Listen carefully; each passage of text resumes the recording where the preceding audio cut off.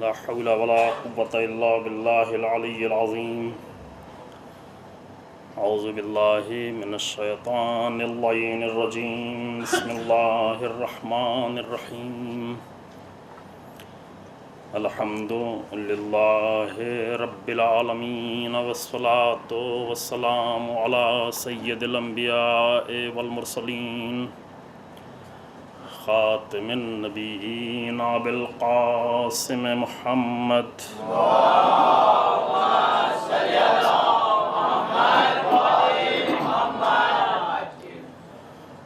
ثم الصلاة والسلام على أهل بيته الأطيبين الأطهرين المعصومين المظلومين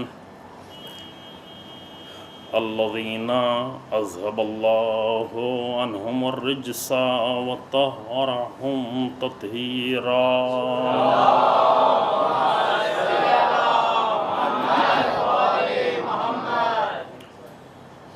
ولعنة الدائمة الباقية على أعدائهم أجمعين. أما بعد، فقد قال الله تبارك وتعالى في كتابه الكريم. بسم الله الرحمن الرحيم. قل إن كنتم تحبون الله فاتبعوني يحببكم الله ويغفر لكم ذنوبكم والله غفور رحيم.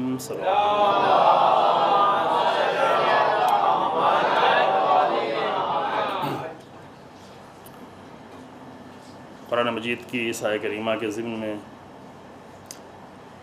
جو ہماری گفتگو ہو رہی ہے اس کا موضوع ہے محبت اور بندگی. اور یہ آپ کے سامنے عرض کیا گیا کہ یہاں پر جو گفتگو ہوگی وہ زیادہ اس موضوع کے پہلے حصے پر ہوگی اور دوسرے حصے تک آپ کو خود پہنچنے کی زحمت کرنی ہے اور دو طرفہ کوشش ہوگی انشاءاللہ تعالی. یہاں پر کل جو ہماری گفتگو آخر میں رکی تھی وہ یہاں تک کہ جب اللہ کا نام آتا ہے اور اللہ کا ذکر ہوتا ہے اور حسین ترین کلمہ تمام زبانوں کا اور تمام ویکیبلریز میں، تمام ڈکشنریز میں، تمام زبانوں میں، پوری دنیا میں جتنے بھی لفظ بولے جاتے ہیں انسان کی زبان پر، اس میں حسین ترین کلمہ اور عظیم ترین کلمہ اللہ کا لفظ ہے. لیکن کچھ وجوہات ہیں جس کی بنیاد پر، کچھ رکاوٹیں ہیں جس کی بنیاد پر اس لفظ کے استعمال کے ساتھ اگرچہ ہم ذکر پروردگار کرتے ہیں، اگرچہ ہم نمازوں میں، دعاؤں میں، مختلف حالات میں اللہ کا لفظ استعمال کرتے ہیں، لیکن اس لفظ سے اور اس ذات پروردگار سے جس قدر مانوس ہونا چاہیے کہ انسان کو، جتنا انس ہو اور جو احساس اس کے دل میں جگنا چاہیے اللہ کے لفظ کے ساتھ ساتھ، شاید ہم ابھی اس سے محروم ہیں. اور اس کی وجوہات ہیں، وجوہات کی طرف بھی بعض اشارہ کیا جائے گا. سب سے بڑی وجہ جو ہے، جیسے کل ہم نے چند مثالیں بھی دی تھیں کہ کیوں کبھی کبھی کسی انسان کو ماں کا لفظ سنتے ہی اس کا دل محبت سے دھڑکنے لگتا ہے، مسافر دور سے سفر کر کے واپس پلٹتا ہے تاکہ اپنی ماں کی طرف دیکھے. کیوں باپ کے لیے اتنا ایموشنل محبت کا احساس اس کے دل میں ہوتا ہے، لیکن جب اللہ کا لفظ آتا ہے تو وہ احساسات انسان کے سامنے نہیں آتے. یا مثلاً پیغمبر اکرم صلی اللہ علیہ وآلہ وسلم کے لیے امیر المومنین علیہ الصلوۃ والسلام کی ذات کے لیے محبت کا جو احساس انسان محسوس کر رہا ہوتا ہے. اور کل آپ کے سامنے مثال بھی دی کہ محبت میں جو توازن ہے، توازن یعنی بیلنس، کہ تاکہ ہر محبت اپنی صحیح جگہ پر نظر آ رہی ہو. اور یہ بعد میں گفتگو کی جائے گی، یہ جو الہی جتنی بھی محبتیں ہیں وہ الگ الگ محبتیں نہیں ہیں، بلکہ یہ سب ایک محبت کا سلسلہ ہے. رسول اللہ کی محبت اللہ کی محبت سے جدا نہیں ہے، امیر المومنین کی محبت اللہ کی محبت سے جدا نہیں ہے، حتیٰ ماں باپ سے انسان جو محبت کر رہا ہے محبت اللہ کی محبت سے جدا نہیں ہے۔ یہ ایک محبت کا سلسلہ ہے اور ایک ضرورت ہے انسان کی، اور پھر مومنین کے لیے محبت کی، جس کے لیے بہت ہی خوبصورت روایتیں ہیں، جس کا انشاءاللہ بعد میں نوبت آئے گی اور وہاں تک پہنچیں گے انشاءاللہ تعالی، توفیق رہی تو، کہ کس قدر تاکید کی گئی ہے۔ ابھی ہماری گفتگو کل یہاں پہ ختم ہوئی تھی کہ سوال بھی اچھا کیا گیا تھا کہ میں یعنی کل اس گفتگو کو بیان کرنا چاہتا لیکن وقت گزر گیا تھا۔ اب آج ہم یہیں سے شروع کرتے ہیں کہ سوال کرنے والے نے سوال کیا کہ جب اللہ کا اتنا خوف ہمارے دل میں تو محبت کیسے ہو؟ بہت ہی لاجیکل سوال ہے نا، بہت ہی منطقی سوال ہے، اور اس کی مشکل جو ہے جس کے دل میں خوف ہے اس کی مشکل نہیں ہے، یہ مشکل ہماری ہے کہ ہم نے اللہ کو اس طرح سے پیش کیا ہے کہ فقط خوف ہی نظر آتا ہے۔ اللہ کو پیش کرنے والوں نے اس طرح سے اللہ کو پیش کیا، اول تو اللہ کو پیش کرنے کے لیے وقت نہیں ہے۔ توحید پہ بات کی جائے یعنی بنیادی ترین معرفت کا بنیادی ترین نقطہ وہ توحید ہے۔ توحید اگر انسان کو سمجھ میں آ جائے تو پورا دین سمجھ میں آئے، پھر پورا دین بہت ہی حسین لگنے لگے۔ وہ والی توحید نہیں جو ہم فقط زبان سے کلمہ ادا کر رہے ہوتے ہیں، توحید یعنی انسان کے عمل میں توحید، نہ انسان کے زبان پہ، نہ فقط ذہنی عقیدے کے طور پر، چونکہ وہ توحید جو انسان کی زبان پر ہوتی ہے اس کی کوئی تاثیر نہیں ہے، وہ توحید جو فقط عقیدے کے طور پر انسان کے ذہن میں ہے، کہ البتہ وہ عقیدہ بھی نہیں کہا جا سکتا اس کو، کیونکہ عقیدہ وہ ہوتا ہے جو انسان کی زندگی سے جڑ جائے۔ عقیدے کی تعریف پہلے یہاں پر کی جا چکی ہے پچھلے سال یا 2 سال پہلے۔ عقیدہ عقد سے بنا ہے، عقد یعنی یاد ہے نا انشاءاللہ، عقد سے عقیدہ ہے، عقد یعنی کسی دو چیزوں کو جوڑ دینا، گٹھی باندھ دینا، کیا نا گٹھی باندھ دیا، عقدہ جیسے کمپلیکس کو عربی میں یا اردو میں کہتے ہیں عقدہ، یعنی کوئی کمپلیکس انسان کی روح کا اگر حصہ بن جائے، جڑ جائے، اس سے جدا نہیں ہو رہا، جیسے سائیکولوجیکل کمپلیکس ہوتے ہیں، اس کو بھی اردو میں عقدہ کہا جاتا ہے، یعنی ایک لفظ سے بہت سارے لفظ بنتے ہیں عربی میں، اسی سے عقد ہے، اسی سے عقیدہ ہے، اسی سے اعتقادات ہیں، اسی سے اعتقاد ہے۔ خوب، اس کے معنی کیا ہوتے ہیں؟ اس کے معنی ہوتے ہیں کہ جوڑ دینا، مضبوطی سے جوڑ دینا۔ جیسے آپ عقد کا لفظ استعمال کرتے ہیں، دو جدا جدا لوگ ایک صیغے کے ذریعے سے، وہ بھی اللہ کے حکم کے ذریعے سے، اس طریقے سے آپس میں جڑ جاتے ہیں کہ یہ جڑنا بہت ہی محترم ہو جاتا ہے، یہ واقعاً بہت ہی، پھر جدائی کا تصور جو ہے وہ اچھی چیز نہیں ہوتی، اس طرح جوڑے۔ پھر عقیدہ بھی اسی کہتا ہے، عقیدہ جو انسان کی روح سے اور انسان کی زندگی سے جڑی ہوئی چیز۔ عقیدہ وہ نہیں ہے کہ فقط ذہن میں انسان کے موجود ہو، عقیدہ وہ ہوتا ہے جو ہر وقت انسان کی زندگی سے ظاہر ہو، جو انسان کی زندگی سے جڑ گیا ہے۔ مثلا اگر توحید کا عقیدہ ہے تو یہ توحید کا عقیدہ فقط لفظ پر یا زبان ذہن میں موجود نہیں ہو، بلکہ توحید کا عقیدہ انسان کی پوری زندگی میں ظاہر ہو رہا ہو، انسان کے زندگی کے حالات کو دیکھ کر لگ رہا ہے کہ یہ فقط اور فقط اللہ کا بندہ ہے، اس کا رب بھی اللہ ہے، اس کا مالک بھی اللہ ہے، اس کی تدبیر کرنے والا بھی اللہ ہے، اس کو رزق دینے والا بھی اللہ ہے، اس کی تربیت کرنے والا بھی اللہ ہے۔ یعنی اس کی پوری زندگی سے یہ محسوس ہو رہا کہ جو کچھ بھی اس کی زندگی میں ہے وہ اللہ کی طرف سے۔ یہ توحید پر 4 سال یا 5 سال پہلے یہاں پر کسی حد تک گفتگو ہوئی، ورنہ توحید پر یہ 10 دنوں کی گفتگو جو ہے وہ کافی نہیں ہوا کرتی، اور بہت ہی لطیف، بہت ہی خوبصورت موضوع بھی ہے، بہت ہی دلچسپ موضوع بھی ہے۔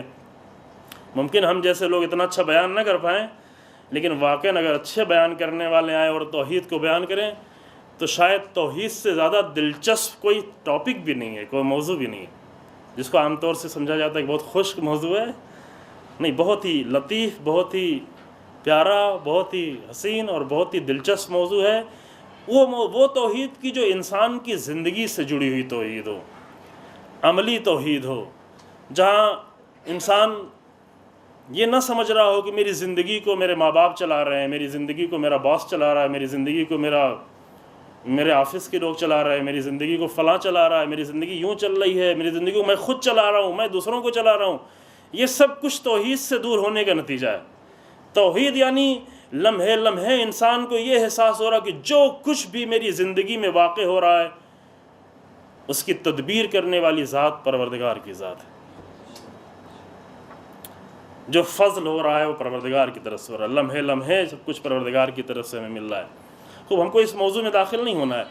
عرض کیا آپ کی خدمت میں کہ چونکہ ہمارے سامنے معاذ اللہ اللہ کو ایک خوفناک ذات بنا کر پیش کیا گیا ہے، لہذا اگر ہم مسجدوں میں بھی آتے ہوئے نظر آتے ہیں تو خوف کی وجہ سے آتے ہیں، ڈنڈا پڑنے والا ہے، مارے جائیں گے، ادھر جہنم بہت ہی حرارت کے ساتھ جو جہنم جل رہی ہے، لہذا ہمیں مسجدوں میں جانا ہے۔ عبادتیں بھی محبت کی بنیاد پر نہیں کر رہے ہوتے ہیں، خوف کی بنیاد پہ کر رہے ہوتے ہیں، یا کبھی کبھی اس میں لالچ بھی شامل ہوتی ہے۔ وہ قول امیر المومنین علیہ السلام کا بہت ہی حسین قول ہے کہ ان قوما عبدوا اللہ رغبۃ فتلک عبادۃ التجار، ایک قوم ہے جو اللہ کی عبادت کرتی ہے لالچ کی وجہ سے۔ لالچ، یہاں کچھ نہیں مل رہا ہے تو چلو بعد میں تو ملے گی، جنت ملے گی، حوریں ملیں گی، نہیں معلوم، یہاں نہیں مل رہی ہے وہاں ملیں گی۔ لالچ کی وجہ سے اللہ کی بندگی کر رہے ہیں۔ فتلک عبادۃ التجار، یہ تاجروں کی عبادت، کچھ لے رہے ہیں، کچھ دے رہے ہیں، کچھ لینا چاہتے ہیں، وقت دے رہے ہیں، اس سے بہتر چیز لینا چاہتے ہیں۔ منع نہیں کیا کہ ایسی عبادت نہیں کرو، لیکن یہ بہت نچلے درجے کی عبادت ہے۔ وَإِنَّ قَوْمًا عَبْدُوا اللَّهَ رَهْبَةً، ایک قوم ایسی ہے جو اللہ کی عبادت کرتی ہے خوف کی وجہ سے۔ اللہ بہت خوفناک بنا کر پیش کیا گیا ان کے سامنے، اللہ بہت ڈراؤنی چیز ہے، معاذ اللہ معاذ اللہ۔ جو کچھ بھی زندگی میں حرکت کرتے ہیں، خاص کر دین کے نام پر جو بھی حرکت کر رہے ہوتے ہیں وہ خوف کی بنیاد پہ، نہیں کریں گے تو یہ ہوگا، نہیں کریں گے تو یہ ہوگا، نہیں کریں گے تو مارے جائیں گے۔ نتیجہ کیا ہوتا ہے؟ نتیجہ یہ ہوتا ہے کہ اللہ کا تصور جو ان کے سامنے، لفظ اللہ جب لیا جاتا ہے تو بجائے یہ کہ محبت سے ان کے دل بھر جائیں، ایک خوف کا احساس وقت پیدا ہوتا ہے دل میں۔ یہ مشکل، اور یہ سوال بھی اچھا تھا کیونکہ یہ مشکل پیدا کی گئی ہے۔ ہم یہ نہیں کہتے کہ خوف کی باتیں ہی نہ ہوں، کہ قرآن بات کر رہا ہے، قرآن نے بہت ہی بیلنس میں، بہت ہی اعتدال میں دین نے رکھا ہے آ کر کی ایسا بھی نہ ہو۔ دیکھیں اس کے لیے بہت ساری روایتیں موجود ہیں، بہت ساری تاکیدات ائمہ علیہ السلام کی طرف سے موجود ہیں کہ ایسا نہ ہو کہ انسان کو اس طرح بے باک کر دیا جائے کہ پھر اسے کوئی خوف ہی نہ رہ جائے۔ دین میں بشارت اور نذارت، بشیر اور نذیر، رسول اللہ کو بشیر اور نذیر دونوں بنا کر بھیجا گیا، اور بشیر کا ذکر پہلے ہوا ہے، بشیروں و نذیرہ، بشارت دینے والا رسول آیا ہے، بشارت دینے والا، لیکن بشارت دینے کے ساتھ ساتھ خوف بھی دلانے والا ہے۔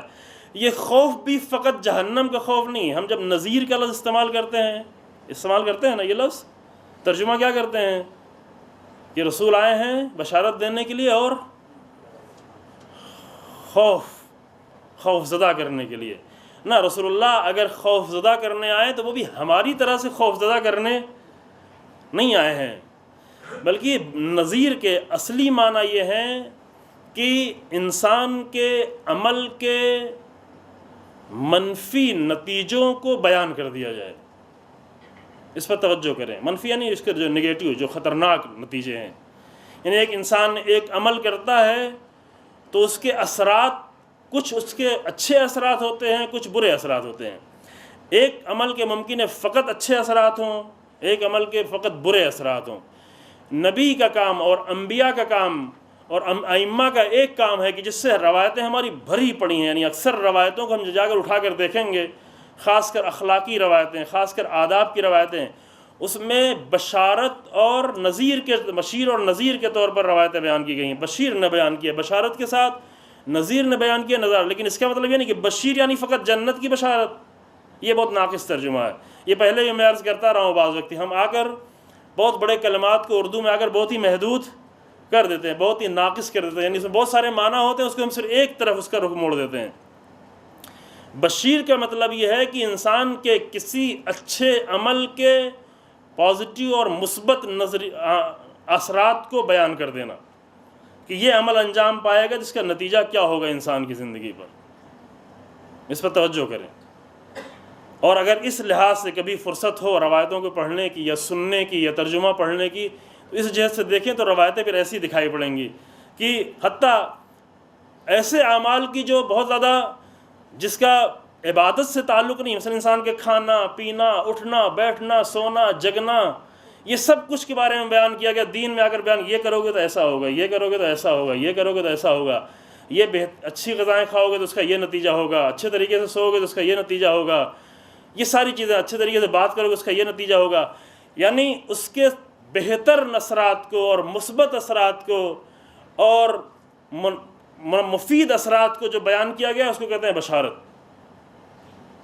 ہاں, بشارت کا ایک حصہ یہ ہے کہ اچھے اعمال کا ایک نتیجہ جہاں جنت بھی ہے یا آخر میں ہے.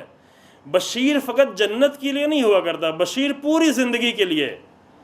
رسول اللہ کی ذات پوری زندگی کے لیے بشیر بن کے آئی ہے.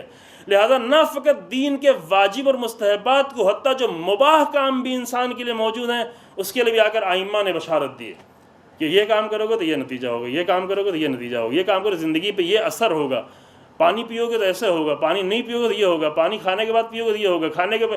یعنی اتنے چھوٹے چھوٹے مسائل کو بھی آ کر کب نہائیں, کب غسل کریں, کب کیا کریں, ایک آداب جو زندگی کے بہت پوری کتابیں اس پر لکھی گئی ہیں. یہ سب کس لیے ہیں؟ یہ اس لیے کہ تاکہ انسان کو بتایا جائے کہ انسان کے عمل کا بہتر اثر اور نتیجہ اسی زندگی میں. اگر اس زندگی میں انسان کو عمل کا نتیجہ سمجھ میں آ جائے اور وہ اپنا لے تو جنت والی بشارت خود بخود حاصل ہونا شروع ہو جاتی. ہم جب بشیر کے لفظ کہتے ہیں فقط جنت کی طرف ہمارا ذہن ہے, اور جب نذیر کے لفظ کہتے ہیں تو فقط جہنم سے ڈرانے والا ہے اللہ, قبر کے عذاب سے. وہ قبر کا عذاب اور جہنم وہ بات کی نظیر ہے.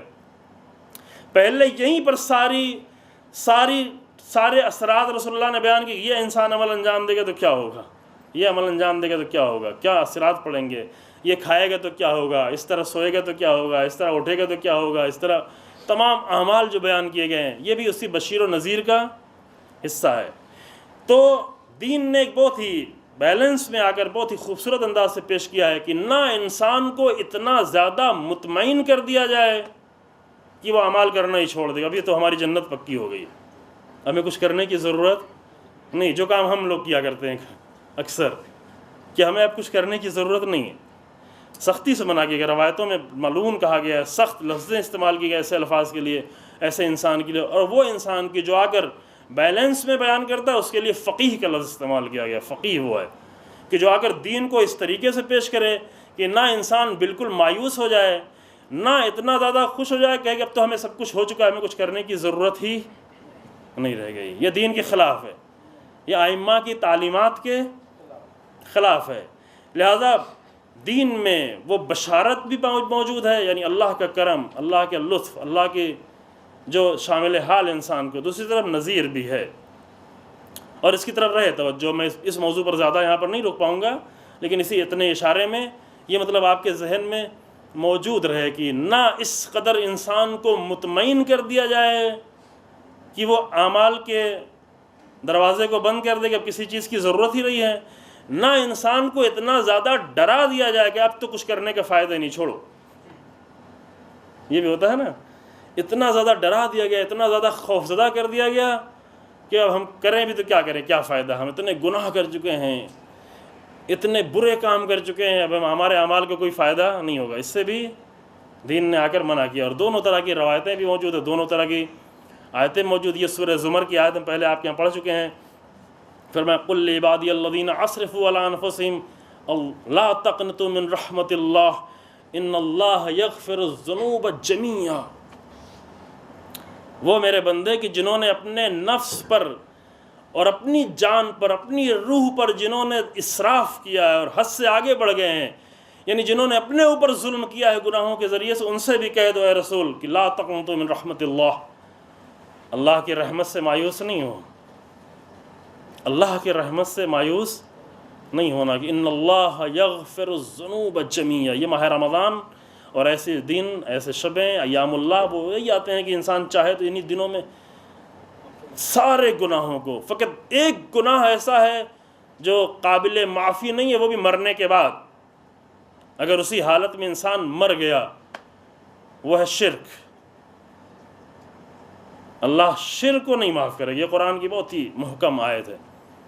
شرک کے علاوہ اللہ سب کو معاف کر سکتا ہے, لیکن شرک کو اللہ معاف نہیں کرے گا. مشرکانہ زندگی اگر انسان جی رہا ہے اب شرک کا لفظ استعمال کیا تو فوراً ہمارا ذہن نہ چلا یہ تو مشرکوں کے لیے کہا گیا جو کافر مشرک تھے رسول اللہ کے زمانے میں، نہیں، مشرکانہ زندگی کہیں بھی داخل ہو سکتی ہے۔ قرآن میں سورہ یوسف میں بتایا کہ لا یؤمن اکثرهم باللہ الا وهم مشرکون، الا واکثرهم مشرکون، آیت کا الفاظ تھوڑا ادھر ادھر ہیں کہ وہ لوگ جو اللہ پر ایمان لائے ہیں اس میں سے اکثر مشرکانہ زندگی جی رہے ہیں، یعنی ذہن کی حد تک، زبان کی حد تک، عقیدے کی حد تک ایمان لائے ہوئے ہیں، پوچھا جائے تو کہتے ہیں ہاں اللہ والے ہیں، لیکن ان کی زندگی میں داخل ہوئے تو وہی مشرکانہ زندگی ہوتی ہے۔ کیوں؟ اس لیے کہ بھائی جو میں نے اس کے سامنے پیش کیا کہ وہ سمجھتے ہیں میری زندگی کو کوئی اور چلا رہا ہے، بھروسہ کسی اور پر ہوتا ہے، طاقت کسی اور کی سمجھ رہے ہوتے ہیں، یا خود کو سمجھ رہے ہوتے ہیں یا کسی غیر کو سمجھ رہے ہوتے ہیں۔ زندگی میں تاثیر یا اپنی سمجھ رہے ہوتے ہیں یا کسی غیر کی سمجھ رہے ہوتے ہیں، اللہ کے سوا۔ یہیں سے انسان کی زندگی میں شرک داخل ہونا شروع ہو جاتا ہے، اور مشرکانہ زندگی انسان کی یہ خطرناک ہے۔ البتہ یہ شرک خفی ہے، شرک خفی کے مراحل ہیں۔ شرک خفی بعض اوقات یعنی قابل معافی ہوتے ہیں، لیکن وہ شرک جو جلی شرک ہو اس کے لیے فرمایا اللہ نے کہ یہ قابل معافی نہیں ہے۔ خوب ہماری گفتگو یہاں سے اب آگے بڑھتی ہے کہ اللہ کو کس طرح سے پیش کریں، بہت توجہ کریں یہاں سے۔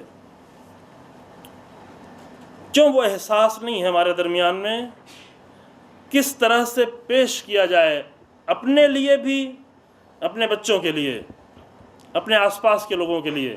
یہ کام فقط مولوی کا نہیں ہے، مولوی آ کر بیچارہ 10 دن پیش کرے گا جو کچھ پیش کرے گا، لیکن ہمیں 365 دن سمجھنا ہے کہ اللہ کا تصور ہمارے ذہنوں میں کیسا ہے، اور کون سی مشکل ہے جس کی بنیاد پر وہ محبت کے جذبات ہمارے سامنے نہیں آتے۔ وہ پیش کرنے کے لیے اللہ جب آ کر اپنے آپ کو پیش کرتا ہے، قرآن کا پہلا سورہ نازل ہوتا ہے، پہلی آیت نازل ہوتی ہے، یا جو بھی سورہ نازل ہوتا ہے پہلے سب سے کہا جاتا ہے کہ بسم اللہ الرحمن الرحیم۔ یہ معمولی کلمات نہیں جس کو ہم آسانی سے کہہ کے گزر جاتے ہیں۔ کبھی بسم اللہ کی تفسیر بیان کی جائے کسی کے ذریعے سے، دیکھیں بسم اللہ کتنا، امام محمد باقر علیہ السلام کے قول کے مطابق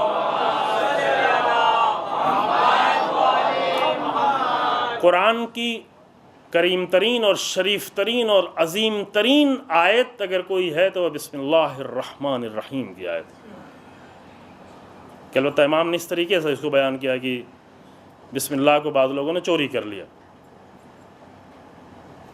یعنی قرآن کا جز سے تمام سوروں کا نہیں سمجھ، لیکن ہمارے تشیع مکتب کے نزدیک بسم اللہ ایک سورہ کو چھوڑ کر جو سورہ برات یا سورہ توبہ ہے، چونکہ سورہ برات اور سورہ توبہ نازل ہی ہوئی ہے کافروں کے لیے، مشرکوں کے لیے، عذاب کے طور پر نازل ہوئی ہے ان کے لیے، لہذا اس میں بسم اللہ سے اس سورہ کو نہیں شروع کیا گیا۔ باقی سارے سورے جو ہیں وہ بسم اللہ سے شروع ہوتے ہیں، اور بسم اللہ ہر سورے میں ایک الگ معنی لے کے آتا ہے۔ علامہ طباطبائی جو عظیم ترین مفسر ہمارے ہیں، انہوں نے اگر اس کو تفصیل سے یہ نہیں کہ ہر بسم اللہ جو اللہ ایسے ہی آ کر ریپیٹ کر دے رہا ہے، ہر سورے کو نازل کرتے ہوئے ایک بسم اللہ کہہ دے رہا ہے، نہیں، ہر سورے کا بسم اللہ اپنا الگ معنی لے کے آ رہا ہے،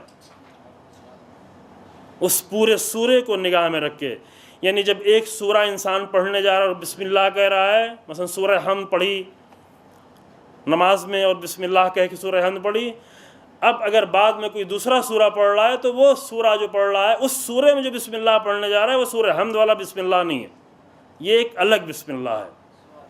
اور یہ بسم اللہ جو انسان کہہ رہا ہے اس سورے کے تمام مقاصد کو نگاہ میں رکھ کر بسم اللہ کہے۔ سورہ حمد کے کچھ اور مقاصد ہیں، سورہ توحید کے کچھ اور مقاصد ہیں، سورہ زلزال انسان پڑھے اس کے کچھ اور مقاصد ہیں۔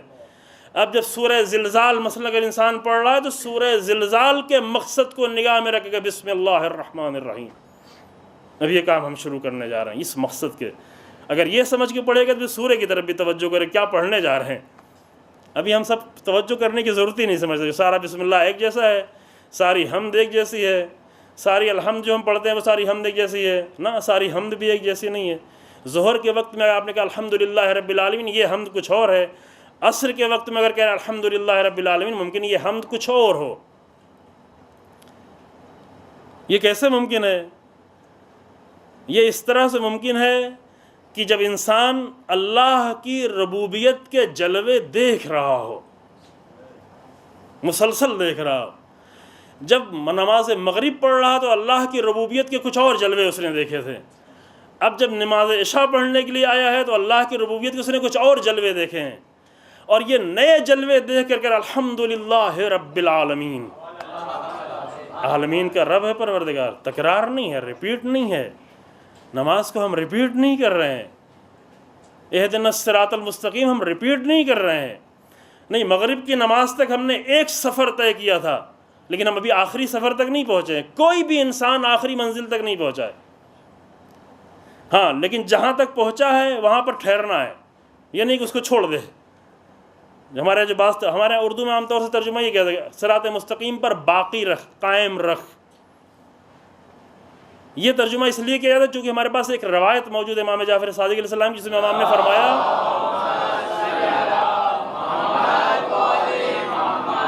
امام نے فرمایا کہ اہدنا بلزوم الطریق، ہمیں ثبات قدم کے ساتھ صراط مستقیم پر باقی رہنے کی ہدایت فرما۔ وہاں بھی ہدایت ہے، وہاں بھی ہمارا ترجمہ تھوڑا سا ناقص ترجمہ ہوتا ہے، اے میرے اللہ تو ہی مجھے توفیق دے، تو ہی مجھے ہدایت دیتا رہے کہ میں صراط مستقیم پر باقی رہوں، لیکن صراط مستقیم کہیں پر جا کر ختم نہیں ہو جاتا، صراط مستقیم اتنا بلندی کا راستہ ہے کہ ہم جہاں تک بھی پہنچ جائیں اور آگے بڑھنے کی گنجائش ہے، اور انسان آگے بڑھ سکتا ہے اور آگے بڑھنا چاہیے، اگر نہ بڑھے تو نقصان میں انسان۔ حضرت امیر المومنین علیہ السلام فرماتے ہیں کہ مخبون، اللہم صلی اللہ مخبون من ساوى یوما، وہ انسان گھاٹے میں ہے جس کے 2 دن ایک جیسے گزر جائیں، خسارے میں انسان۔ امیر المومنین کا چاہنے والا خسارے میں نہیں رہنا چاہیے اس کو، امیر المومنین کے چاہنے والے کو مسلسل آگے بڑھتے رہنا ہے، حتیٰ خود امیر المومنین کی محبت میں بھی آگے بڑھتے رہنا ہے، چونکہ ایک معنی صراط مستقیم کے کیا کیا گیا امیر المومنین، یہ معنوں میں ٹکراؤ نہیں ہے، پہلے عرض کیا چکا ہے کہ صراط مستقیم سے مراد یعنی کیا، علی بن ابی طالب کا راستہ، اللہم صلی علی محمد وآلہ امیر المومنین کا راستہ۔ پھر اس سے مراد یہ نہیں کہ امیر المومنین کا راستہ بتایا گیا جس کے مطلب رسول اللہ کا راستہ کوئی الگ ہے، نا، وہ بھی وہی راستہ ہے، قرآن کا راستہ وہ بھی وہی راستہ ہے، توحید کا راستہ وہ بھی راستہ ہے۔ اگر ایک آیت کے کئی معنی بتائے جا رہے ہیں تو یہ ٹکراؤ نہیں ہے، یہ ایک ہی مطلب کو کئی انداز سے بیان کیا جا رہا ہے، یا ایک ہی مطلب کے کئی مصداق بیان کیے جا رہے ہیں، جیسے روشنی یہ بھی ہے، روشنی وہ بھی ہے، روشنی سورج بھی ہے، روشنی چراغ بھی، سب روشنی ہے۔ خود صراط مستقیم قرآن بھی ہے، صراط مستقیم توحید بھی ہے، صراط مستقیم رسول اللہ کا بھی راستہ ہے، صراط مستقیم امیر المومنین کا راستہ ہے، صراط مستقیم کربلا کا راستہ ہے، شاید تفسیر میں بیان نہیں ہوا لیکن ہے، کیوں؟ اس لیے کہ کربلا کا راستہ امیر المومنین کے راستے سے جدا نہیں ہے۔ یہ قرآن کو اس طرح سے سمجھا جائے تاکہ وسیع معنی میں قرآن سمجھ میں آئے۔ خوب امیر المومنین کے راستے پہ انسان آخری حد تک پہنچ گیا؟ نہیں پہنچا ہے، لہذا جہاں تک پہنچا ہوا ہے وہاں تک باقی رکھ، اور اے میرے پروردگار تو مجھے ہدایت دے کہ میں وہاں تک باقی رہوں، لیکن ٹھہرنا نہیں ہے، انسان کو مسلسل آگے بڑھتے رہنا ہے، روزانہ آگے بڑھتے رہنا، ہر نماز میں آگے بڑھتے رہنا ہے۔ اگر کہا جاتا ہے الصلاۃ معراج المومن، ہر نماز میں انسان معراج کر رہا ہے، اگر ایک خالصانہ سجدہ انسان کر کے آ گیا تو معراج کی منزل طے کر کے آ گیا۔ پر اس سے ہاتھ بھی ملا سکتے ہو، اس کا ہاتھ چوم سکتے ہو، اس کو سلام بھیج سکتے ہو، کیوں بار بار سلام کر، ابھی سلام کیا تو پھر سلام، السلام علینا وعلی عباد اللہ الصالحین، ہم پر بھی سلام ہو اور اللہ کے صالح بندوں پر بھی سلام ہو۔ اشارہ بھی کیا جائے کہ مستحب ہے کہ اشارہ کیا جائے۔ ابھی ہمارے یہ سمجھا جاتا ہے کہ جو کام کوئی دوسرے فرقے کے لوگ کر رہے ہیں وہ ہمیں کرنا ہی نہیں چاہیے، نہیں، ہمارے یہاں شیعہ کے یہاں بھی مستحب ہے کہ اشارہ کیا جائے، جب مومنین کے لیے سلام کیا جا رہا ہے تو اشارہ کیا جائے، البتہ خوب اتنا زیادہ شاید ضروری نہیں ہے۔ فقہی مسئلہ یہ ہے کہ اگر انسان فرادہ نماز پڑھ رہا ہے تو صرف آنکھوں سے اشارہ کر لے وہی کافی ہے، لیکن اگر جماعت سے نماز ہو رہی ہے تو جماعت میں باقاعدہ رخ کو موڑ کر کے بھی اشارہ کرنا مستحب ہے۔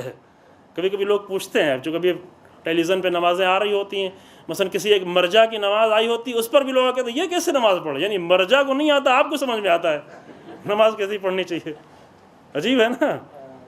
مرجع تقلید نماز پڑھ رہا ہے، فقیہ نماز، آیت اللہ مکارم شیرازی جنہوں نے 200 سے زیادہ کتابیں لکھی ہیں وہ نماز پڑھ رہے ہیں، ان کو سمجھ میں نہیں آتا، آپ کو سمجھ میں آتا ہے۔ قرآن کی 30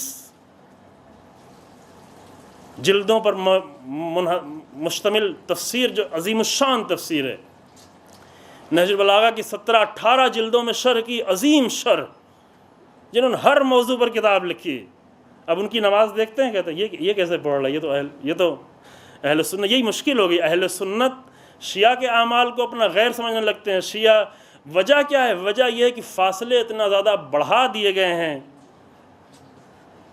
کہ یہ بیچ میں بدگمانیاں پیدا کرنے کا موقع لوگوں کو دے دیا گیا۔ یہ فاصلے مناسب، انہی فاصلوں کا نتیجہ ہے جو آج عراق میں نظر آ رہا ہے، جو آج سیریا میں نظر آ رہا ہے۔ دیکھیں میڈیا نے کیا کیا ہے آج، ابھی برادر عزیز نے آ کے بیان کیا، وہاں شیعہ سنی سب جا کر مل کر ٹیررسٹوں سے لڑ رہے ہیں، شیعہ سنی سب مل کر لڑ رہے ہیں۔ اللہم صلی علی محمد۔ سیریا میں تقریباً 1 سال پہلے اہل سنت کے سب سے بڑے مفتی کو مار کر قتل کر دیا انہی ٹیررسٹوں نے۔ اگر وہ شیعہ سنی کی لڑائی تھی تو یہ سنی کو کیوں قتل کر رہے ہیں؟ یہ اہل سنت کے سب سے بڑے مفتی کو کیوں آ کر قتل کر رہے ہیں؟ کیوں بم سے اڑا رہے ہیں؟ اگر یہ شیعہ سنی جنگ تھی تو سیریا میں کیوں 83% لوگوں نے ووٹ دیا؟ ہم نام نہیں لیتے پریسیڈنٹ سے ہم سے کچھ لینا دینا نہیں ہے، پریسیڈنٹ سے ہمیں صرف اتنا لینا دینا ہے کہ پریسیڈنٹ اسرائیل کے مقابلے میں کھڑا ہوا ہے سیریا کا، بس اور کچھ نہیں۔ وہ بہت دیندار آدمی بھی نہیں ہے، بہت زیادہ اس سے کوئی امید بھی نہیں ہے، لیکن ہاں اس نے اتنی ہوشیاری موجود ہے کہ وہ اپنے وقت کے دشمن کو پہچان رہا ہے، جس کو سعودی عرب نہیں پہچان رہا ہے۔ افسوس یہ ہے، جس کے پاس مکہ موجود ہے، کعبہ موجود ہے، رسول اللہ موجود ہیں، وہ نہیں پہچان رہا ہے کہ دشمن کون ہے، لیکن وہ بے دین بھی ہے، بہت زیادہ دیندار، حالانکہ نماز وغیرہ پڑھتا ہے، دکھائی پڑتا ہے کبھی کبھی، لیکن اتنا اس کے پاس عقل ہے کہ وہ اپنے وقت کے دشمن کو پہچانا، اور یہ عقل بھی اس کو کہاں سے ملی ہے؟ اس کو ایک مرکز سے ملی، چونکہ اس کا رابطہ حسن نصر اللہ سے ہے، اور حسن نصر اللہ کا رابطہ وقت کے رہبر سے ہے۔ یہ شعور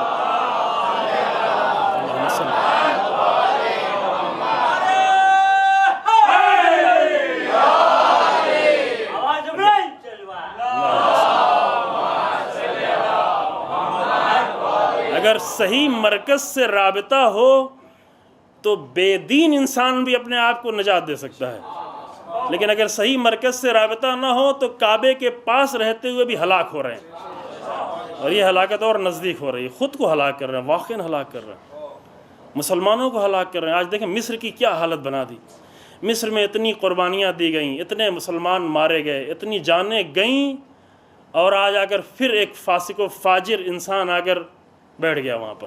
اس میں ایک بہت بڑا رول، سب سے بڑا رول امریکہ کا، لیکن اس کے ایک بہت بڑا رول سعودی عرب ادا کیا، اور آج مسلمان اس کو سمجھے ہیں، سمجھنا شروع، جو باشعور مسلمان ہیں وہ سمجھنا شروع ہو گئے ہیں، لیکن جو ابھی پروپیگنڈوں میں چل رہے ہیں وہ بیچارے ابھی نہیں سمجھ پا رہے ہیں۔ ان کو سمجھنا چاہیے کہ دشمن کو پہچانیں، کون دشمن کا ساتھ دے رہا ہے، کون دشمن کے مقابلے میں کھڑا ہوا ہو۔ تو یہ شعور کی ضرورت اس کے لیے بصیرت کی ضرورت ہے، اور یہ سب مسلمانوں میں ہونے کی ضرورت ہے۔ خوب، ہماری گفتگو زیادہ آگے بڑھ گئی، وہاں تک ہم یہاں پر پہنچے ہوئے تھے کہ اللہ سے وہ احساس جو انسان کا ہونا چاہیے، وہ احساس کیسے ہوتا ہے؟ آ کر رحمتوں کا تذکرہ کیا جائے، بسم اللہ الرحمن الرحیم، ہر رحمت کو دیکھ کے اللہ کے انسان کے بسم اللہ الرحمن الرحیم، جب بھی دسترخوان پہ آ کر بیٹھے ایک نئی بسم اللہ کہہ، جو نئی رحمتوں کو دیکھ رہا ہے، حتیٰ مادی نعمتوں کو بھی دیکھے کہ بسم اللہ الرحمن الرحیم، کتنا رحمان ہے اللہ کی ذات۔ اور اگرچہ رحمان وہ سب کے لیے ہے، چونکہ یہ دسترخوان اللہ نے کافروں کو بھی دیا ہے، منافقوں کو بھی دیا ہے، مشرکوں، عجیب رحمت ہے اس کی۔ یہ نہیں کہ اللہ کے صرف خوف ہی خوف ہے، اللہ کا تو خوف ہونا ہی نہیں ہے، جو خوف بھی ہے وہ اللہ کا خوف نہیں ہے۔ اللہ کے لیے خوف کا لفظ استعمال کرنا صحیح نہیں ہے، اللہ کے لیے خشیت ہے۔ اگر خوف کا لفظ کہیں استعمال بھی ہوا ہے تو خشیت کے معنی میں استعمال ہوا، یعنی کیا؟ یعنی اللہ کی عظمت کے سامنے انسان اپنے آپ کو اتنا حقیر سمجھنے لگے کہ اس کے دل میں لرزہ طاری ہو جائے، ڈر کی وجہ سے نہیں ہے۔ دیکھیں، ایک انسان ایک درندے کے سامنے جاتا ہے تب بھی ڈرتا ہے، اور ایک بہت بڑے فقیہ اور مجتہد کے سامنے جاتا ہے تب بھی اس کے دل میں خوف پیدا ہوتا ہے۔ یہ دونوں خوف ایک جیسا ہے؟ یہ فرق سمجھنا ضروری ہے۔ آپ ایک مرجع کے سامنے جائیں، رہبر کے سامنے جائیں، آیت اللہ سستانی کے سامنے جائیں، آیت اللہ مکارم شیرازی، واقعاً یہ عظیم شخصیت ہے۔ جب جاگ انسان، ہم لوگ جاتے ہیں درس میں بیٹھتے ہیں، ہیبت طاری ہوتی ہے واقعاً۔ جس نے اپنی ساری زندگی فقط اللہ کے لیے گزار دی، اتنی زحمتیں کی، اتنی خدمات کی ہوں، ان کے سامنے جا کے انسان واقعاً اپنے آپ کو بہت ہی حقیر محسوس کرنے لگتا ہے۔ وہاں پر ایک خشیت کا احساس ہوتا ہے، ایک سامنے چونکہ عظیم انسان ہے، عظمت کے سامنے انسان کے اندر خشیت پیدا ہوتی ہے۔ کبھی کبھی مادی چیزوں میں بھی، مثلا ایک بہت بڑے پہاڑوں کے سامنے انسان جو جاتا تو لرز، بعض لوگ تو اوپر چڑھتے ہیں تو واقعاً کبھی چڑھے ہیں پہاڑوں پر، اونچے پہاڑوں پر جب چڑھتے ہیں تو ایک خشیت کا احساس ان کو ہونے لگتا ہے۔ چڑھنا چاہیے، اچھی چیز ہے، ورزش کے لیے بھی اچھا ہے۔ اللہ کی ایک بہت ہی عظیم نعمت ہے جو جگہ جگہ قرآن میں اور روایتوں میں اس کو ذکر کیا گیا ہے۔ جب بہت ہی پہاڑوں، عظیم پہاڑوں کی چوٹیوں کے درمیان میں اپنے آپ کو گھرا ہوا انسان دیکھتا ہے، ہر طرف اونچے اونچے پہاڑ دیکھتے ہیں، تو وہاں پہ اسے لگتا ہے کہ ہم گر نہ جائیں، ہم سب پیر اس کے لرزنے لگتے ہیں۔ بعض کمزور انسانوں کی یہ خشیت ہے، یہ خوف نہیں۔ پہاڑ اگر کاٹے گا نہیں، پہاڑ دھکا نہیں دے گا، پہاڑ گرائے گا نہیں، پہاڑ کچھ نہیں کرے گا، لیکن پہاڑ کی وسعت اتنی زیادہ ہے، عظمت اتنی زیادہ ہے کہ اس کے سامنے انسان خشیت محسوس کرنے لگتا ہے۔ بہت وسیع سمندر کے سامنے آپ بمبئی والے تو نہیں جاتے، وہ کھاڑیوں کے سامنے جاتے ہیں۔ یہاں تو کھاڑی ہے نا، سمندر تو نہیں ہے نا، یہ سمندر نہیں ہے، یہ سمندر وسیع سمندر، یہ گندا سمندر، میل و میرینا، بڑی موج کبھی دکھائی پڑتی، اور بڑی موجوں کے سامنے اور وسیع سمندر کے سامنے جائے جہاں انسان کی نگاہ جو دیکھ رہی ہوتی ہے کتنے ڈگری تک دیکھتی ہے، ادھر کچھ بھی نہ دکھائی پڑے، فقط سمندر دکھ رہا ہو اور سمندر کی وسعتیں دکھ رہی ہوں، تو وہاں پر انسان کے دل میں خشیت کا احساس، اس کی عظمت کو دیکھتے ہوئے۔ یہ خوف نہیں ہے، سمندر آ کے ڈبا نہیں دے گا، سمندر آ کے پکڑ کے لے کے نہیں جائے گا، لیکن جو اتنا وسیع ہے وہ، لہذا اس کے سامنے انسان کے دل میں ایک لرزہ طاری ہوتا ہے۔ ایک عالم کے علم کو دیکھ کر انسان کے دل میں ایک خوف کا احساس ہوتا ہے۔ اللہ کا خوف خوفناک درندوں جیسا خوف نہیں ہے، معاذ اللہ۔ اللہ کا خوف جدا ہے، جہنم کا خوف جدا ہے، دو چیزوں میں فرق کریں۔ ہم جہنم کے خوف کو اللہ کا خوف سمجھنے لگتے ہیں، اس لیے اللہ کی محبت کا احساس نہیں کر پاتے عزیزو۔ اللہ یہ نہیں چاہتا ہمیں جہنم میں ڈالے۔ پہلے دن میں نے عرض کیا، اللہ نہیں چاہتا کہ فرعون کو بھی جہنم میں ڈالے، فرعون خود گیا جہنم میں۔ اللہ نے تو آخر تک چاہا کہ فرعون کو بچا لے جہنم سے، بچایا، اللہ نے بچانا چاہا، موسیٰ کو بھیجا، ہارون کو بھیجا، سمجھایا، یہ کیا وہ کیا۔ امام حسین علیہ السلام نے آخر لمحے تک چاہا کہ عمر سعد کے لشکر کو جہنم میں جانے سے بچا لے، لیکن وہ نہیں بچے۔ امام نے چاہا، کتنے خطبے دیے حسین ابن علی نے، کتنا پیغام بھیجا، کبھی زہیر کو بھیجا، کبھی حبیب کو بھیجا، کبھی ابوالفضل العباس کو بھیجا، کبھی خود جا کے خطبے دیے۔ اتنے سارے خطبے حسین ابن علی کیوں دے رہے ہیں؟ اپنی جان بچانے کے لیے۔ حسین اپنی جان بچانے کے لیے نہیں آئے ہیں، حسین انسانوں کو جہنم میں جانے سے بچانا چاہتے ہیں۔ کیوں جہنم میں جا رہے ہو؟ اے عمر سعد تو کیوں جہنم میں جا رہا ہے؟ اے یزید کا لشکر تو کیوں جہنم میں جا رہا ہے؟ لہذا امام سب کو بچاتے ہیں، جس طرح رسول اللہ بچاتے ہیں، رسول اللہ کی سیرت ہی وہی ہے۔ حسین ابن علی کی سیرت وہی ہوگی جو رسول اللہ کی سیرت ہے، کیونکہ یہ کہتے ہوئے آئے حسین ابن علی، اسیرہ بسیرت جدی و ابی علی ابن ابی طالب، اللہم صلی علی محمد۔ میں آیا ہی اس لیے ہوں کہ تاکہ اپنے بابا کی سیرت پہ چلوں، اپنے نانا کی سیرت پہ۔ میرے نانا کی سیرت یہ تھی کہ میرا نانا ہر کافر کو جنت کی طرف لانا چاہتا تھا، ہر ایک کو بچانا چاہتا تھا، کسی کو نہیں چاہتا کہ جہنم میں جائے، سب کو بچا کے۔ 2 سال پہلے آپ کے سامنے عرض کیا واقعہ کہ جب جنگ بدر میں کچھ مجرموں کو پکڑا اور اسیر کر کے وہ لائے گئے، ایک جو رسول اللہ کی پہچان کا تھا، جو کہ مکے میں تھا، رسول اللہ بھی مکے میں تھے، بہت زیادہ پہچان کے لوگ تھے رسول اللہ کے، آمد و رفت بھی، بات چیت بھی رہی ہوگی۔ رسول اللہ نے جب اس کو دیکھا کہ اسیر کر کے لایا جا رہا ہے، ہاتھ بدھے ہوئے، تو رسول اللہ نے مسکرا رہے تھے۔ رسول اللہ کو مسکراتے ہوئے اس نے دیکھا تو کہا کہ آج تو آپ مسکرائیں گے، چونکہ پہلے سے ملاقات تھی، یاد ہے 2 سال پہلے عرض کیا، یہ آج تو آپ مسکرائیں گے، آج ہم کو اس طرح اسیر کر کے لے جا رہے ہیں نا، کہ نہیں میں اس لیے نہیں مسکرا رہا ہوں کہ تجھے میں نے پکڑ لیا ہے، بلکہ میں اس لیے مسکرا رہا ہوں کہ تجھے جہنم سے نکال کر جنت تک لے جانا چاہتا ہوں، تجھے میں نجات دینا چاہتا ہوں، تجھے کفر کی وادی سے نکال کر توحید کی وادی تک لانا چاہتا ہوں۔ کیا سمجھتا ہے؟ یہ ہے اسلام۔ اللہ کی رحمت سب کے لیے، اللہ کا خوف اگر ہے تو کس کے لیے ہے؟ وہ جو اللہ کی رحمتوں سے فائدہ نہ اٹھا پائے اس کو چاہیے کہ اللہ کے خوف سے بھی ڈرے۔ البتہ اللہ کی خشیت، اللہ کے وہی جہنم سے بھی ڈرے، اللہ کے عذاب سے ڈرے۔ ایسا نہیں کہ اللہ کا عذاب نہیں ہے، ہم یہ نہیں کہہ رہے کہ اللہ کے عذاب سے بالکل، لیکن یہ عذاب کس کے لیے ہے؟ مثلا ماہ رمضان کی رحمت، اللہ نے مسلسل رحمت بھیجی اور پورا ماہ رمضان گزر جائے، انسان ماہ رمضان کی رحمتوں سے کوئی فائدہ نہ اٹھائے، قرآن سے کوئی فائدہ نہ اٹھائے، قرآن کی ایک آیت کو بھی سمجھنے کی کوشش نہ کرے، سمجھایا جائے تو بھی نہ سمجھے، وہ اس نے خود اپنے آپ کو اللہ کی رحمت سے محروم کر دیا۔ تو یہ جو اپنے آپ کو محروم کر رہا ہے اللہ کی رحمت سے، وہ بیچارہ سب سے بڑا مرحوم ہے، یعنی سب سے مرحوم نہیں، غیر مرحوم۔ مرحوم وہ ہے جس کے اوپر رحمتیں ہیں، محروم ہے ایک لفظ مرحوم کے لفظ عام طور سے استعمال کرتے ہیں جو مر جاتا ہے اس کے لیے، نہیں، مرنے سے کہیں زیادہ ہم زندہ لوگوں کو مرحوم ہونے کی ضرورت ہے، رحمت کی ضرورت ہے۔ خدا کرے کہ اپنی زندگی ہی میں ہم مرحوم ہو جائیں، ورنہ مرنے کے بعد دوسرے مرحوم کہیں گے، نہیں معلوم واقعا مرحوم ہوں گے۔ یہ ایک طرح کی دعا ہوتی ہے گویا کہ اللہ رحمت نازل کرے، لیکن مرنے کے بعد سے کہیں زیادہ ہمیں اسی زندگی میں اللہ کے رحم کی ضرورت ہے۔ اگر اس زندگی میں ہم مرحوم ہو گئے، یعنی اللہ کی رحمت ہماری طرف آ گئی، تو آخرت میں مرحوم ہونا یہ پکا ہو جائے گا، یہ پھر یقینی ہو جائے گا۔ لہذا انسان کوشش کرے کہ زندگی میں مرحوم ہونے کی کوشش کرے، ڈرے نہیں، گھبرائے نہیں اس کو سن کر۔ یہ تقریریں جو دوسری جگہوں پہ نشر ہو رہی ہیں، بیچ میں سوال بھی کرنا، لکھنؤ اس کے اطراف کے بعض شہروں میں نشر ہو رہی ہیں، وہاں سے بھی اگر لوگوں کے سوالات ہوں تو چونکہ نمبر بھی دیا جا رہا ہے، اس نمبر پہ سوالات کر سکتے ہیں۔ میرا وقت بھی تقریباً تمام ہے، میں ایک مطلب کو عرض کرنا چاہ رہا تھا لیکن وہاں تک نہیں پہنچ پایا، کہ بس یہاں تک اس کو تمام کرتا ہوں کہ پروردگار کا خوف ضروری ہے، لیکن خوف خشیت کی شکل میں اگر ہو، یعنی اس کی عظمت کا اگر احساس ہو انسان کے سامنے، تو عظمت سے جو خوف ہوتا ہے وہ ڈراؤنا خوف نہیں ہوتا، وہ ایک ایسا خوف ہوتا ہے جیسے کسی سے علم سے ڈرا جاتا ہے، جیسے کسی کے علم کا احترام کیا جاتا ہے، اللہ کا احترام کرنا ہے۔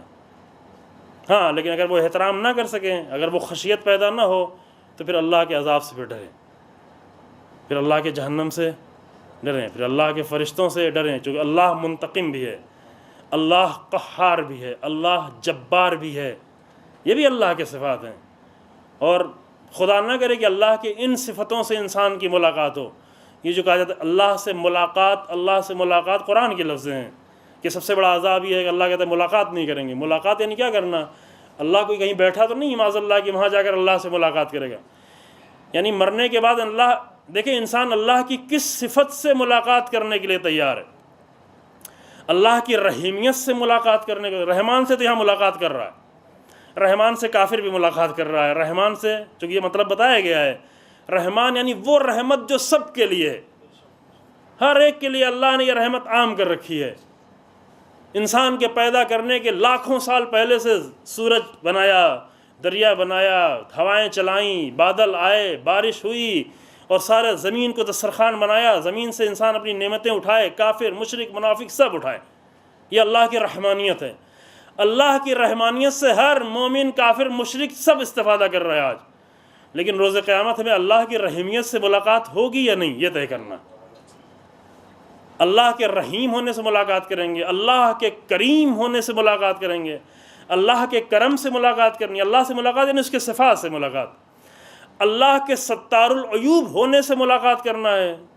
دعاؤں میں پڑھتے ہیں، دعائے کمیل میں، دوسری دعا میں مناجات شعبانیہ میں، اے میرے پروردگار اس دن مجھے ان کے سامنے شرمندہ نہ کرنا جو تیرے اولیاء ہیں، میرے عیب کو چھپا کے رکھنا میرے اللہ۔ یہ بڑی دعا ہے، تیرے حبیب کے سامنے، تیرے اولیاء کے سامنے، ائمہ کے سامنے، اے میرے پروردگار تو ستار العیوب ہے۔ تو قیامت کے دن ستار العیوب سے ملاقات کرنے کے لیے تیار ہیں۔ غفار الذنوب سے ملاقات کرنے کے لیے تیار، یا خدا نخواستہ کہیں قہار سے ملنے کے لیے تو نہیں جا رہے ہیں ہم؟ اگر قہار سے ملنے کے لیے اپنے آپ کو آمادہ کیا تو بہت ہی خطرناک، پھر ڈرنا چاہیے انسان، یہ خوف کا مقام۔ کہیں اللہ کے منتقم ہونے کی صفت سے تو نہیں ہم ملنے کے لیے جا رہے ہیں کہ اللہ منتقم ہے، منتقم یعنی انتقام لینے والا، کہیں اللہ کے انتقام کی صفت سے تو ملاقات کرنے نہیں جا رہے ہیں، کہیں اللہ کی جباریت سے تو ملاقات کرنے نہیں جا رہے ہیں۔ خدا کرے کہ وہ دن نہ ہو کہ اس سے ملاقات، پھر کس سے ملاقات ہو؟ اللہ کے رحمت سے ملاقات ہو، اللہ کے کرم سے ملاقات ہو، اللہ کی ستاریت سے، اللہ کی غفاریت سے، اللہ کے حلم سے۔ حلیم جو دعائے افتتاح میں آپ روزانہ پڑھتے ہیں، الحمدللہ علی حلمہ بعد علمہ، اے وہ ذات کی جو سب کچھ جانتے ہوئے حلیم ہے۔ بہت ہی خوبصورت کلمہ ہے، یعنی ان کلمات کو پڑھیں تو اس کی لذت کا احساس کریں، بہت ہی خوبصورت۔ الحمدللہ علی حلمہ بعد علمہ، وہ سب کچھ برداشت کرتا ہے سب کچھ جانتے ہوئے۔ یہ کیسے سمجھ میں آتی ہے یہ بات؟ یہ اس طرح سمجھ، پہلے خود کو دیکھتے ہیں، ہم خود کو دیکھتے ہیں، میرے ساتھی میں ایک عیب ہے ہم سے برداشت نہیں ہے تو 4 لوگوں سے جا کے بیان کرتے ہیں، بس یہی کہ پتہ چلا جا کر بیان کرنا شروع کر دیا، اس لیے کہ حلیم نہیں ہے۔ اگر اس نے مجھے تھوڑی سی تکلیف پہنچا، ہم کہتے ہیں ہم تو مظلوم ہیں، اپنے مظلوم ہونے کو جا کے بیان، یعنی حلیم نہیں ہے، حلم نہیں ہے انسان میں، حلم نہیں ہے، لہٰذا ہر چیز بیان کر رہا ہے، ہر عیب کو بیان کر رہا ہے، دوسروں کے عیب کو بیان کر رہا ہے، دوسروں کے حتی جو ہمارے ساتھ کیا وہ بیان کر رہا ہے، کیونکہ حلیم نہیں ہے۔ کیوں بیان کر؟ اس لیے کہ ہمیں علم ہو گیا۔ اگر علم نہ ہوتا، ہمیں علم نہیں ہوتا تو ہم سوچتے ہیں، سوچ کے بیان کر رہے ہوتے ہیں، لیکن اللہ کی ذات وہ ہے کہ الحمدللہ علی حلمہ بعد علمہ، وہ ہمارے دل کی کیفیات سے بھی واقف ہے لیکن حلیم ہے، ہمارے دل کی دھڑکنوں سے بھی واقف ہے لیکن پھر بھی وہ ہم پر کرم کر رہا ہے۔ تو اگر اللہ کے کرم سے ملاقات کرنے کے لیے تیار ہو رہے ہیں تو پھر اللہ کی محبت کا احساس یہاں پر جگے۔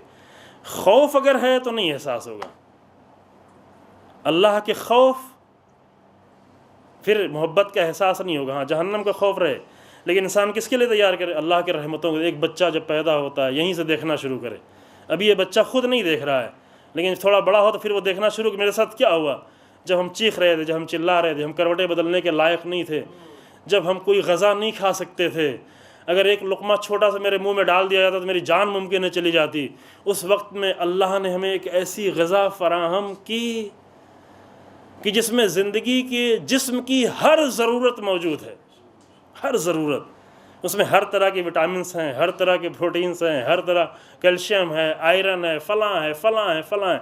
جس غذا کو، جن ضرورتوں کو انسان 10 غذا 20 غذا کھا کر پورا کرتا ہے بڑا ہو کے، جب یہ بچہ چھوٹا سا ہوتا ہے تو اللہ صرف ایک غذا سے انسان کے جسم کی ساری ضرورت کو پورا کر رہا ہوتا ہے۔ اس طرح اللہ کو دیکھے تو یہ محبت کا پھر احساس ہوتا ہے۔ کہاں سے اللہ نے پیدا کی؟ من بین دم و رفس، خون کے درمیان سے نچوڑ کر، غلاظتوں کے درمیان سے نچوڑ کر ایک ایسا گوارا دودھ اور شیر اللہ نے پیدا کیا جو انسان کی ہر ضرورت کو پورا کر دے، کوئی بھی کمی نہیں۔ اس لمحے سے اللہ نے، البتہ یہ بات کا لمحہ، اس کے پہلے کی لمحات جو قرآن میں بیان کیے گئے، کیا تھا انسان؟ ایک نطفہ تھا، ایک حقیر سے قطرہ تھا، ایک نجس سا قطرہ تھا، پھر ایسے دھڑکتا ہوا دل اس کے اندر پیدا کیا، ایسے صفات انسان میں پیدا کی، ایسی قوتیں انسان میں پیدا کی۔ اگر اس طرف سے دیکھنا شروع کرے انسان تو پھر خوف نہیں ہوگا، رحمت پروردگار سے انسان کا دل بھرنے لگے گا، پھر عشق پروردگار سے انسان کا دل لبریز ہونے لگے گا۔ پھر جب بچے پر نگاہ کرے، اپنے بچے کو دیکھے، کسی اور کے بچے کو دیکھے، یہ بچہ کیسا ہے، اس بچے کے پاس کیا ہے، کون سی جان ہے، کون سی طاقت ہے، کیا کر سکتا ہے، کچھ نہیں کر سکتا ہے، لیکن اللہ کس طرح اس کی تربیت کر رہا ہے۔ ماں باپ تو فقط ایک چھوٹا سا ذریعہ بنے، اللہ تربیت کر رہا ہے۔ الحمدللہ رب العالمین، جب ہم کہیں الحمدللہ، ایک بچے کی طرف نگاہ کر کے الحمدللہ رب العالمین، یہ نئی حمد ہے، یہ وہ والی حمد نہیں جو پہلے پڑھ کے آئے تھے۔ یہ رب یعنی تربیت کرنے والا، رب یعنی تدبیر کرنے والا۔ کیسے ایک بچے کی تربیت کر رہا، کیسے ایک گھونسلے میں ایک چھوٹے سے جانور کی تربیت کر رہا ہے اللہ، کس طرح پال رہا ہے، کس طرح حقیر سے حقیر جانور کو جس کو ہم کچل دیتے ہیں، لیکن اللہ اس کے لیے اپنی رحمتیں بھیج رہا ہوتا ہے۔ ہاں جب یہ نگاہ پیدا ہونا شروع ہو جائے تو پھر وہ محبت کے جذبات بھی پیدا ہونا شروع ہو جاتے ہیں، وہ احساس بھی پیدا، کہ انشاءاللہ یہ گفتگو مزید جاری رہے گی اور اللہ انشاءاللہ توفیق دے اور آپ کی خدمت میں پیش کی جائے۔ اب سوال کا وقت ہے انشاءاللہ۔ تھوڑا وقت گزر گیا، سوال آپ کو کم کرنا محدود ہو جائیں گے نا۔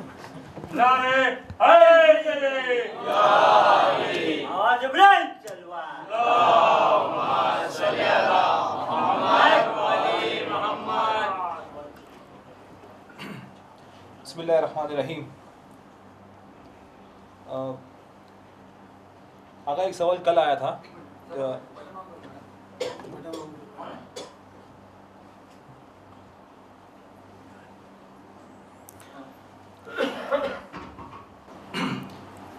بسم اللہ الرحمن الرحیم۔ آقا ایک سوال کل آیا تھا، اس میں یہ تھا کہ سورہ انفال میں 55 سے لے کے 60 نمبر کی آیت میں خدا کیا میسج دے رہا ہے؟ اشرے کے لیے سوال۔ ہاں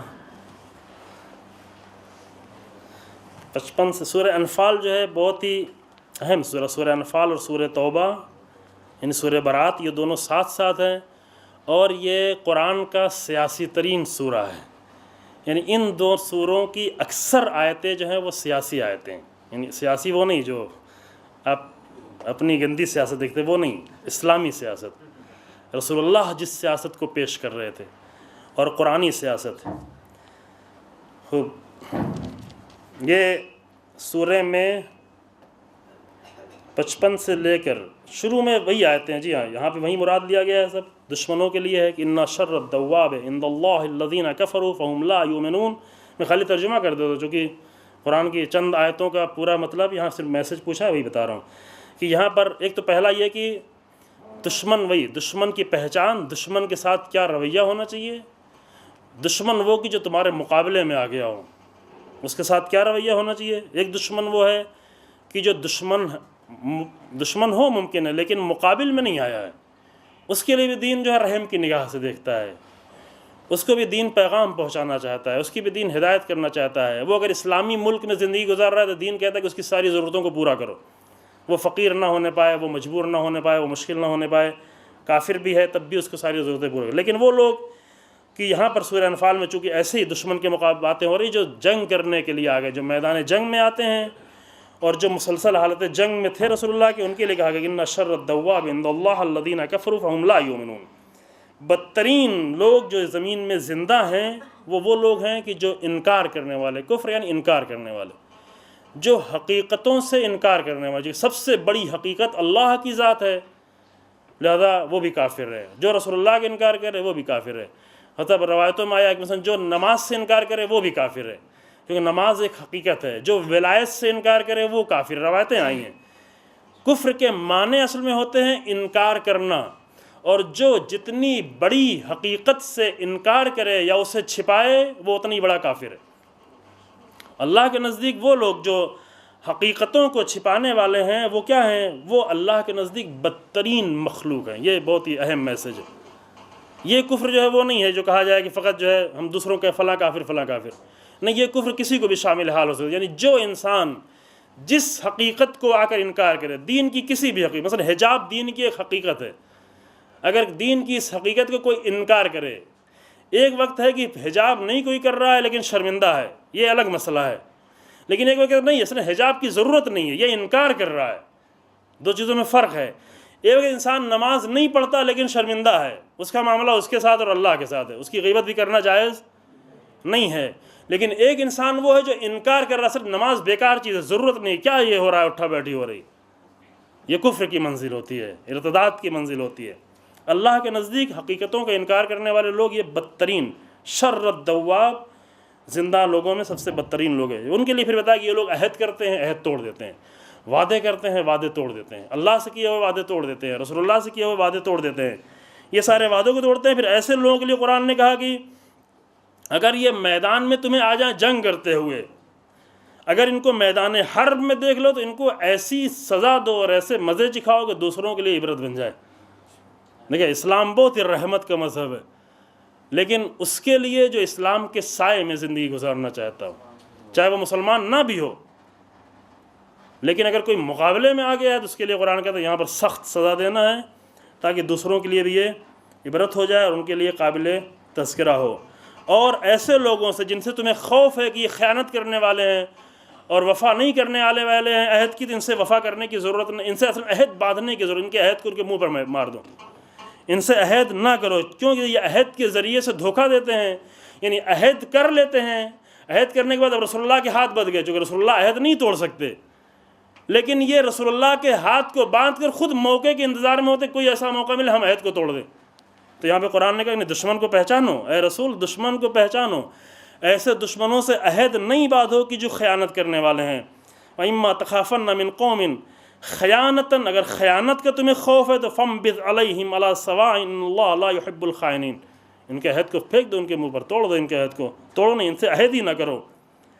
اور اس کے بعد فرمایا کہ وَلَا يَحْسَبَنَّ الَّذِينَ كَفَرُوا سَبَقُوا لِأَنَّهُمْ، پھر فرمایا کہ وہ لوگ کافر لوگ اگر اپنے آپ کو سمجھتے آگے بڑھ گئے ہیں، سبقت لے گئے ہیں، تو وہ بہت خوشگمانی میں موجود نہ ہوں، وہ کچھ نہیں کر سکتے، عاجز ہیں۔ اور یہ آخری آیت ہے کہ یہ بہت ہی اہم آیت ہے، وَأَعِدُّوا لَهُم مَّا اسْتَطَعْتُم مِّن قُوَّةٍ وَمِن رِّبَاطِ الْخَيْلِ تُرْحِبُونَ بِهِ عَدُوَّ اللَّهِ وَعَدُوَّكُمْ، اور اے رسول، اے مسلمانوں سب کو خطاب کر کے کہ تم جتنا زیادہ ممکن ہو سکے طاقت، لیکن یہ قرآن کی سیاسی آیتیں، یہ قرآنی سیاست ہے کہ مسلمان تم اتنا رسوا، ذلیل، حقیر، کمزور بن کے نہ رہو، جس کا دل چاہے وہ آ کر تم پر حملہ کر دے، کمزور بن کے نہیں رہو۔ افغانستان پہ کبھی حملہ کر دے، کبھی عراق پہ حملہ کر دے، کبھی لبنان میں، کمزور بن کے نہیں رہو۔ ایک مرتبہ لبنان پہ حملہ کیا، اب کسی میں جرأت نہیں ہو رہی کہ لبنان پہ حملہ کرے، کیوں؟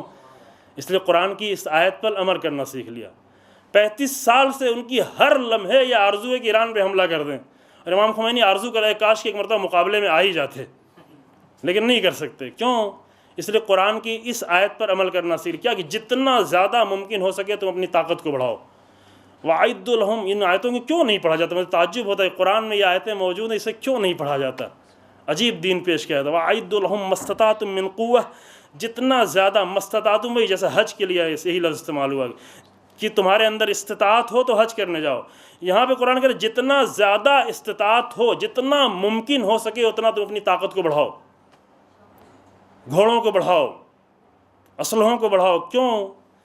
اس لیے نہیں بڑھانا ہے کہ تمہیں کسی کے اوپر حملہ کرنا، یہ بہت ہی خوبصورت ہے۔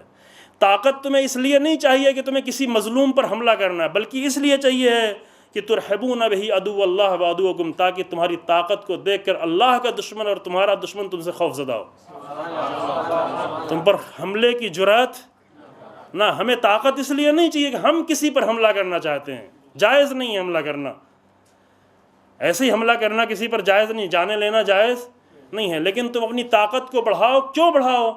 تاکہ تمہارا دشمن اور اللہ کا دشمن تم پر حملے کرنے کی نہ سوچ سکے۔ خوب، یہ آیت جو ہے اور بھی بتایا کہ اور بھی کچھ ایسے دشمن ہیں کہ جن کو تم نہیں جانتے، میں جانتا ہوں۔ یعنی کچھ دشمن ہے جو مثلا آج امریکہ کے دشمن معلوم ہے، امریکہ آج اسرائیل معلوم ہے دشمن ہے، لیکن کچھ ایسے چھپے ہوئے اسلام کے دشمن ہیں جن کو لوگ نہیں جانتے، نہیں اللہ جانتا ہے۔ لہذا تم اپنی طاقت کو ایسا بڑھاؤ کہ جو موجودہ دشمن ہو وہ بھی تم سے ڈر رہے ہوں، اور جو آئندہ دشمنی کی فکر میں ہیں اور تم نہیں جانتے ان کو لیکن میں جانتا ہوں، وہ بھی تم سے ڈر رہے ہوں، تم پر حملے کرنے کی نہ سوچیں۔ وقت تمام ہو گیا، اگر کوئی چھوٹا سا سوال ہو تو ایک کر لیں، تاکہ ورنہ پھر انشاءاللہ کل۔ جی اگر آپ نے کہا کہ شرک کو اللہ معاف نہیں کرے گا، نہیں کرتا، تو کیا یہ شرک نہیں کہ ہم ہمیشہ کہتے ہیں کہ کیا یار بہت گرمی ہے، اف بہت ٹھنڈی ہے، کیا یہ شرک نہیں ہے کہ یہ بارش آ گیا موڈ خراب ہو گیا؟ یہ جو ہے آپ کا سوال ہی لمبا ہو، جواب کا ٹائم کہاں رہے گا؟ ماشاءاللہ ٹھنڈی ہے، ماشاءاللہ گرمی ہے، پلیز یہ گناہ ہم سے روز مرہ کی زندگی میں کرتے ہیں، کیا یہ کرنا چاہیے؟ یہ ایک بہت بڑی بحث ہے اور انشاءاللہ بہت ہی خوبصورت بحث ہے، کئی مرتبہ ہم ذکر کر چکے لیکن ابھی وعدہ پورا نہیں ہو پایا کہ انسان کتنا راضی ہے پروردگار سے، راضی ہونے کے بعد یہ تو ہم کرتے ہیں کہ ہم ایسا کچھ کریں کہ اللہ ہم سے راضی ہو جائے، لیکن اس سے بھی زیادہ بلند مقام یہ ہے کہ انسان خود کتنا اللہ کے فیصلے پر راضی ہے، یہ بہت ہی بلند مقام ہے۔ روایتوں میں یہاں تک آیا ہے کہ جب زہد اپنی آخری منزل تک پہنچتا ہے تو وہاں سے تقویٰ شروع ہوتا ہے، جب تقویٰ اپنی آخری منزل تک پہنچتا ہے تو وہاں سے یقین شروع ہوتا ہے، جب یقین اپنی آخری منزل پر پہنچ جاتا ہے تو وہاں سے رضا شروع ہوتی ہے، یعنی راضی، کتنا راضی انسان، یہ خود بہت بلند مقام ہے۔ یہ راضی نہ ہونے کی بنیاد پر یہ مسائل پیدا ہوتے ہیں کہ جس کا لنک بہرحال جڑ جاتا ہے، تھوڑا تھوڑا جڑ جاتا ہے، اسی سے، یعنی انسان اپنے خواہشات کو اپنا خدا بنائے ہوئے ہے، اپنی چاہتوں کو، جیسے قرآن میں کہا افرائیت من اتخذ الہہ ہوا، کیا دیکھا اس انسان کو جس نے اپنی خواہشات کو اپنا خدا بنا رکھا ہے، وہ چاہتا ہے وہی ہو جو میں چاہتا ہوں، یعنی شرک اس طرح وہی ہو جو میں چاہتا ہوں۔ کمہار کے اگر وہ برتن ٹوٹ رہا ہے تو کہتا کیوں بارش ہو رہی، لیکن یہ نہیں دیکھتا کہ اس بارش سے کتنے زندگی آباد ہو رہی۔ تو یہ ہے، اس میں خطرات ہیں، البتہ یہ شرک خفی ہے، اور شرک خفی جو ہے دعا کریں کہ وہ، یعنی کوشش کرے انسان کی ایسی توبہ کرے کہ شرک خفی کے گناہوں سے اپنے آپ کو معاف کرتا رہے۔ البتہ یہ بحث لمبی ہے، انشاءاللہ پھر کبھی کی جائے گی۔ جی اگر ایک آخری سوال، اب جو جانا چاہتے ہیں وہ جا سکتے ہیں، بھائی وقت تمام ہو گیا ہے، یہ ظفر بھائی ہمیں روکے رہے ہیں، مسئلہ نہیں۔ آگا آپ نے کہا کہ نماز کے بعد رخ بدلنا چاہیے دائیں بائیں، کیا یہ رخ 3 مرتبہ اللہ اکبر کے بعد یا پھر دونوں ساتھ میں ہونا چاہیے؟ دیکھیں سلام کا یہ حکم ہے کہ جب انسان نے یہ کہا کہ السلام علینا وعلی عباد اللہ الصالحین، یہ واجب سلام پورا ہو چکا، ادا ہو چکا۔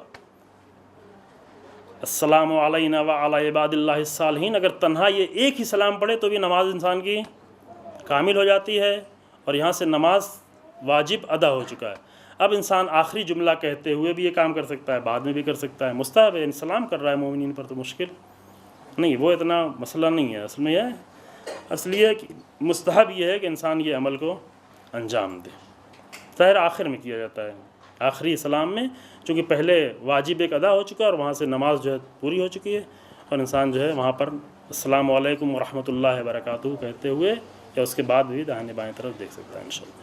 والحمد للہ رب العالمین وصلی اللہ علی محمد وآلہ الطاہرین۔